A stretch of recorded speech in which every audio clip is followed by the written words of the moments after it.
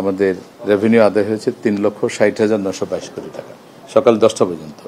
আমাদের স্বাভাবিক কাজকর্ম, ইনফ্যাক্ট কাস্টম হাউসগুলো গতকাল বিকাল এবং সন্ধ্যা থেকে অপারেশন শুরু করেছে, যে মাঝখানে কর্মবিরতি ছিল সেটা প্রত্যাহার করে, এটা আপনারা সবাই জেনেছেন। এতে আমি মনে করি যে সবার মধ্যে একটা স্বস্তি বিরাজ করছে, বিশেষ করে আমাদের ব্যবসায়ীদের মধ্যে এবং নীতি নির্ধারকদের মধ্যে, সব দিক থেকেই এটা একটা স্বস্তির খবর। আজকে আমাদের সারা দেশের সবগুলো দপ্তর সংস্থাই সকাল থেকেই কাজ করছে, সম্পূর্ণ উপস্থিতি আছে। Chittagong custom house, Dhaka custom house, Mongla custom house, Benapole custom house এবং সবগুলো আইসিডি যেগুলো আছে, শুল্ক স্টেশনগুলো, ট্যাক্স অফিসগুলো, ভ্যাটের দপ্তরগুলো সবাই কাজ করছে। যেহেতু আজকে 30 তারিখে আমাদের একটা বড় ড্রাইভ থাকে, যে যেই রেভিনিউগুলো পাইপলাইনে আছে সেগুলোকে ট্রেজারিতে নিয়ে আসার একটা ক্রমাগত চেষ্টা থাকে। তো সেই চেষ্টাটা চলছে। আমাদের মেম্বার মহোদয়গণ তারাও নিবিড়ভাবে এই কার্যক্রমটা পর্যবেক্ষণ করছেন, আমাদের কমিশনারদের সাথে কথা বলছেন, তারাও রিপোর্ট করছেন লিখিতভাবে প্রতিদিন কত আদায় হলো। আজকেও কিছুক্ষণ পরপরই প্রত্যেকের রিপোর্ট পাঠায়, চেষ্টা চলছে। এটা একটা খুবই ভালো জিনিস।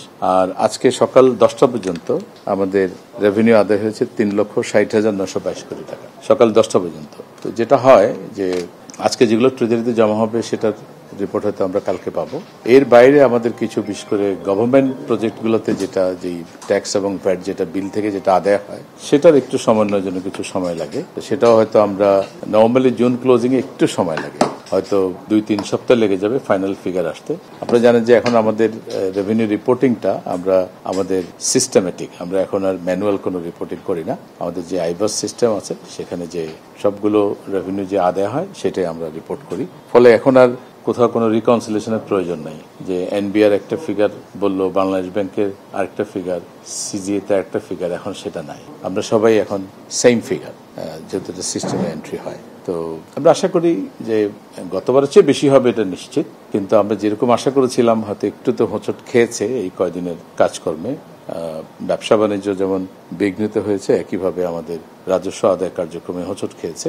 আজকেও সময় আছে, আজকেও তারা চেষ্টা করছে, কারণ এগুলো আগে থেকেই আসলে মাসের শুরু থেকে ইভেন গত মাসে এগুলো কিন্তু আমাদের ট্যাক্স অফিসারদের প্ল্যানের মধ্যে ছিল। কারা কারা বড় বড় ট্যাক্স পেয়ার, কারা জুন মাসের শেষে অ্যাডভান্স ট্যাক্স দিবে, অথবা এরিয়ার ট্যাক্স এগুলো থাকবে। তো সেগুলো যেহেতু তারা জানে এবং আজকে সব দপ্তর খোলা, অফিস খোলা, ব্যাংক খোলা, আমার ধারণা যে আজকে একটা ভালো পরিমাণে অ্যামাউন্ট ক্যাশে জমা হবে এবং আমাদের যে বিলগুলো থেকে যেটা কাটা হয় গভর্নমেন্ট বিলগুলো থেকে, সেগুলো অ্যাডজাস্টমেন্ট করলে গতবার চেয়ে বেশি হবে এটা নিশ্চিত।